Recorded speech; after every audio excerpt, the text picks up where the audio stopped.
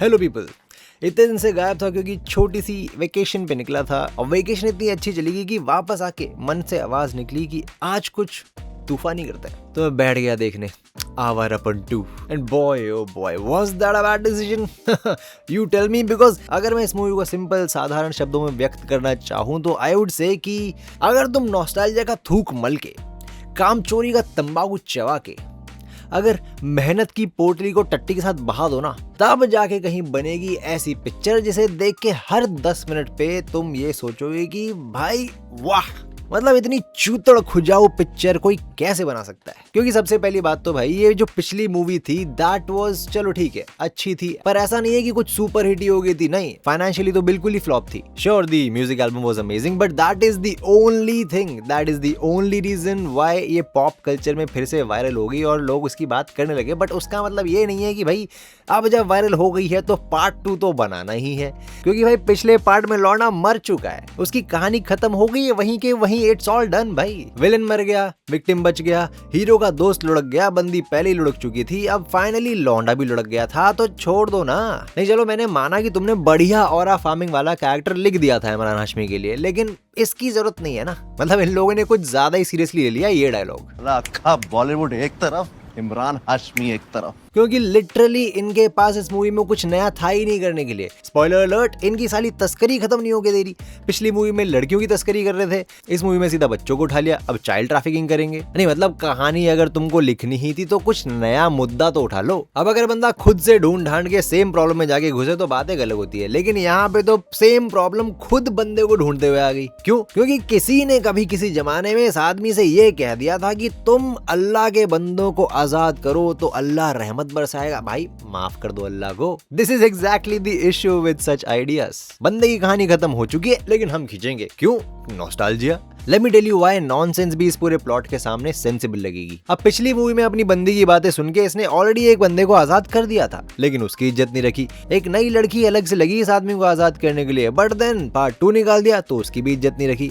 इनको ना एक कैरेक्टर मिल गया जिसकी बंदी ये बोल के मर गई कि भाई तेरे को लोगों का इंडिपेंडेंस डे सेट करना है, तो अब ये आदमी बस आजादी कैंपेन चलाते घूम रहा है। स्पॉइलर अलर्ट वंस अगेन, इस मूवी में इस आदमी को आलिया की कवर के बगल में रखा हुआ मिलता है एक नवजात शिशु, एक अनाथ बच्ची। अब उसके साथ होने को बहुत कुछ हो सकता था, लेकिन सिंस हमें तो सोर्स मटेरियल से एकदम शिद्दत से स्टिक करके चलना है ना, और सोर्स मटेरियल में बंदी ने बोला था ये, अगर यकीन नहीं होता तो एक बार किसी पंछी को रिहा करके देखिए, फिर अल्लाह की रहमत बरसेगी। तो अब कहानी इस डिमांड के हिसाब से बनानी पड़ेगी, तो करवा दी तस्करी, क्योंकि जब बच्चे कैद होंगे तभी तो ना आजाद होंगे। लेकिन इस बार भाई काम कर रहे हैं इंटरपोल के साथ, समझ रहे हो? इंटरपोल, जिनके पास दुनिया भर के सारे एसेट्स होते हैं, बट ये आके रिक्रूट करेंगे किसको? इमरान हाशमी को। क्यों? क्योंकि इसी की बंदी ये बोल के मरी थी ना। अगर यकीन नहीं होता तो एक बार किसी पंछी को रिहा करके देखिए, फिर अल्लाह की रहमत बरसेगी। लिटरली भाई ये आदमी इतना चूतिया निकलता है कि एक बेसिक रूल फॉलो नहीं करता और पकड़ा जाता है, क्योंकि भाई के पास तो प्लॉट आर्मर है। अबे इतने में कोई असली इंटरपोल एजेंट होता ना तो तत्काल में अपना काम करके निकल जाता, क्योंकि विलन भी तुमने लुल्ली जैसा दिखाया है। पर नहीं, आवारापन 2 है ना, इंटरपोल 2 थोड़ी है। और भाई कैरेक्टर्स भी ऐसे लिख दिया ना कि किसी भी बंदे से ढंग की एक्टिंग नहीं हो पा रही। Dialogues are so set in early 2000s की they manage to fuck up Shabana Azmi का कैरेक्टर ऑल्सो। सोचो, शबाना आजमी की एक्टिंग भी तुमको इस मूवी में खटक जाएगी, इतना घातक काम किया है। अब विलन दिखाना था खूंखार, ये क्या लेके आ गए? 4 दिन पहले प्यूबर्टी हिट हुए टाइप का लौंडा, जिसकी डायलॉग डिलीवरी ऐसी मानो जैसे कॉलेज में किसी चोदू क्लासमेट के साथ बैठ गए हो बकचोदी बातें करने के लिए। और इस बार बेटे प्लॉट आर्मर तो ऐसा है कि तुम्हारे प्राण ही ले जाए, क्योंकि प्लॉट आर्मर भी नॉस्टैल्जिया वाला दिया है ना। तो इस मूवी में भी बंदे को कूट के जिंदा जमीन में गाड़ दिया, एंड वंस अगेन बंदा जेसीबी बन के खोदते हुए बाहर निकला है। क्यों? नॉस्टैल्जिया। स्पेशल मूव है भाई का यार, बार बार कोई विलेन इसको पकड़ लेगा और कूटेगा, लेकिन ये मरेगा नहीं। क्यों? नॉस्टैल्जिया। भाई सिंपल सा काम था, वंस अगेन स्पॉइलर अलर्ट, 4 दिन का काम था जो खत्म करके फटाफट निकल सकता था। लेकिन भाई को जबरदस्ती अगर कहीं पे मारपीट नहीं हो रही है तो हर 10 मिनट बाद इनको अपनी गांड तोड़वाने के लिए खड़ा हो जाना है। क्यों?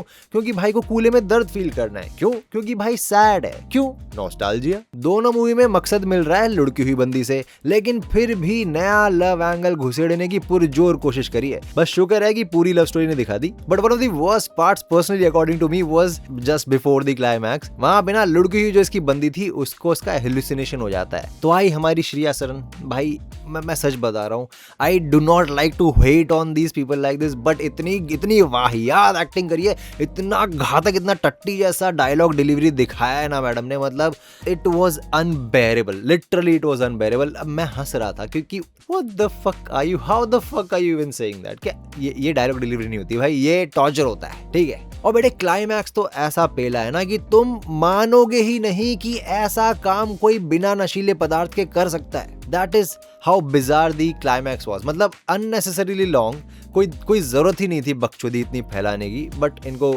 इच्छा हुई थी, इनको करना था, maybe they just wanted to finish इतना, अरे भाई 3 घंटे तो करने हैं तो वैसे पेल दिए।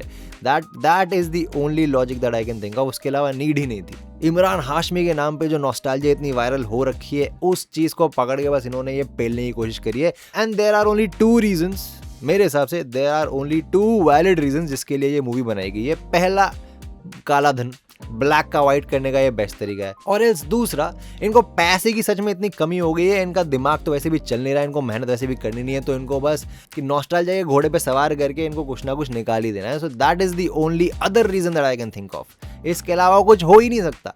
ये तो पॉसिबिलिटी नहीं है कि इन लोगों को जेन्युइनली कुछ अच्छी सी पिक्चर बनानी थी, वो इनके पास क्या ब्रिलियंट आइडिया आ गया भाई, हमें सिनेमा, ओ नहीं, बिल्कुल नहीं भाई, like I always say, cinema नहीं, सिनेमा दर्द है और कुछ नहीं। तो मोटा मैं ये कहना चाह रहा हूँ कि इस पिक्चर पे अपना पैसा वेस्ट मत करो। अगर तुमको सच में, मैं तो एक्चुअली सरप्राइज्ड हूँ, जब मैं थिएटर भी गया तो इतनी पब्लिक देख के मैं बहुत हैरान था कि इतने लोग आ रहे हैं। But obviously if you look at the stats you will understand कि हाँ, why it should not be that surprising, because nostalgia पे खेल ही रहे हैं लोग। So that is the reason why public is coming. But still my recommendation is कि इस पे अपना पैसा बर्बाद मत करो। सच में कुछ एक धेले भर का कुछ काम नया नहीं किया है। अगर तुमको देखना ही है तो देयर इज दिस मूवी, मैं खुद भी अभी देख के आ नहीं पाया हूँ, बट मैं देखने जाने वाला हूँ, the end of oak street. Sci-fi है बट जाके देखो, that is definitely going to be good. और एल्स यस, एक और मूवी जो मैं देख नहीं पाया हूँ, मैं जाके देखने वाला हूँ, oh my dog, I have heard many good things about it, please try to go and watch it. मैं भी जाके देखता हूँ और रिव्यू बनाता हूँ और डालता हूँ। इफ नॉट हियर, इंस्टाग्राम पे मैं शेयर कर दूंगा, तो make sure you follow me there also. But anyway, अगली नटशेल पे ऑलमोस्ट काम हो ही गया है, and obviously now that I am back to back videos आने वाली हैं। Just make sure you subscribe and turn on the notifications and stay tuned, अगली वीडियो जल्दी आएगी। See you people, thank you।